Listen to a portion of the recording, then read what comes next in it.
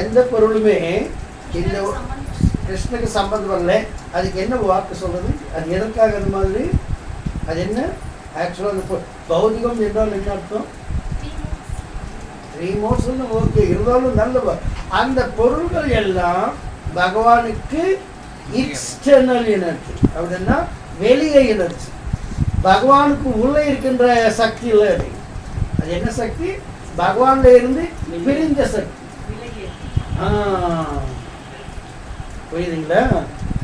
பகவான்ல இருந்து விளக்கப்பட்டது.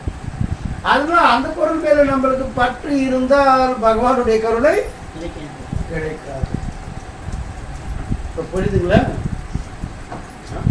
அந்த பொருளை நம்ம ஏற்றுக்கொண்டு பகவானுக்கு கனெக்ஷன் பண்ணா அப்ப நிற்பாங்க. நிறைய பணம் இருக்கு, அவன் கிளப்புக்கு போறான், இது போறான், அது பண்றான், இது பண்றான், அதெல்லாம் நிப்பாட்டுட்டு 4 பேரை கூப்பிட்டு வந்து இந்த மாதிரி ஒரு சத்சங்கம் பண்ணி ஒரு ப்ரோக்ராம் பண்ணி 4 பேருக்கு பிரசாதம் கொடுத்து பகவானுக்கு அலங்காரம் எல்லாம் பண்ணாக்கா அப்ப அது அந்த ஐஸ்வர்யம் வந்து பௌதிகமாகாது. புரியுங்களா? பௌதிகம் என்றால் பகவான்ல இருந்து பிறக்கப்பட்டது.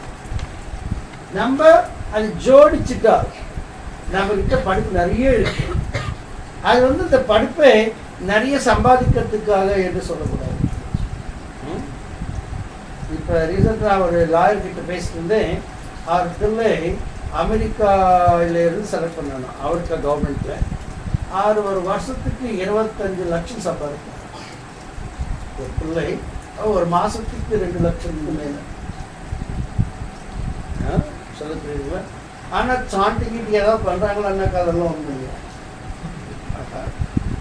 இது ஒரு வார்த்தை. ஒரு மாதத்துக்கு 2 லட்சம் சம்பாதிக்கிறாங்கன்னா 2 லட்சம் இருந்தால் ஒரு வருஷத்துக்கே நம்மளுக்கு வீட்டு செலவெல்லாம் சரியாக வரும். அது ஒரு மாதத்துக்கே அவர் சம்பாதிக்கிறார்.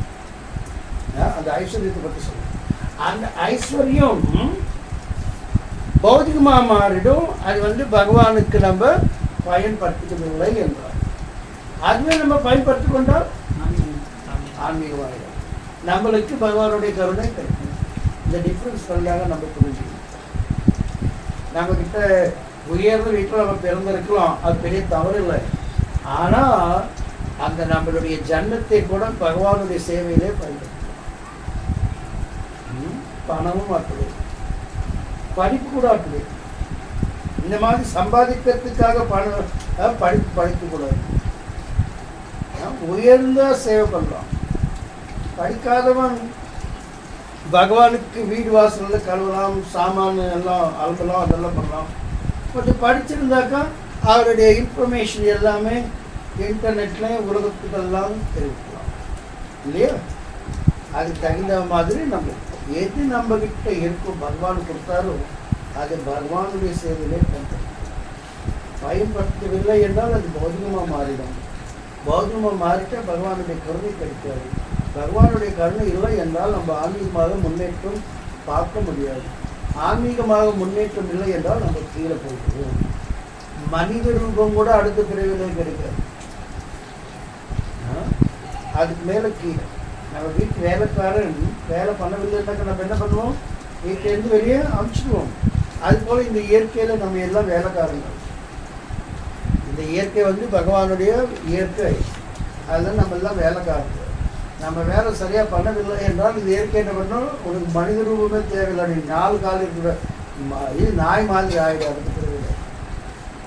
உனக்கு 2 கால் கொடுத்து உனக்கு பேலன்ஸ் சரியாக உனக்கு பண்ண தெரியல. நீ 4 காலில் போயிடு. இயற்கை என்ன மாதிரி நம்ம வேலைக்காரன் நம்ம அனுப்பிச்சுக்கிறோம் இல்லையா?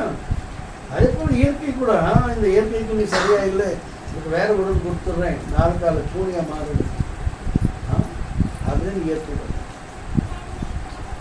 இந்த மனித சரீரத்தை நம்ம அடுத்த பிறவியும் பெறகணும் என்றால் அட்லீஸ்ட் நம்ம என்ன பண்ணணும்? நம்மளுடைய சாதனை பண்ணணும். சாதனை என்றால் பகவானுடைய நாமத்தை ஹரே கிருஷ்ணத்தை ஜபிக்கணும். பகவானுக்கு படித்தது மட்டும்தான் சாப்பிடணும். பகவானுடைய புஸ்தகங்கள்லாம் படிக்கணும். பகவானுக்கு சேவைலாம் பண்ணணும். இது யார் பண்ணவில்லையோ அடுத்த பிறகு மனித ரூபம் பெறுகிறது கஷ்டம், இம்பாசிபிள். அது சாத்தியமே இல்லை.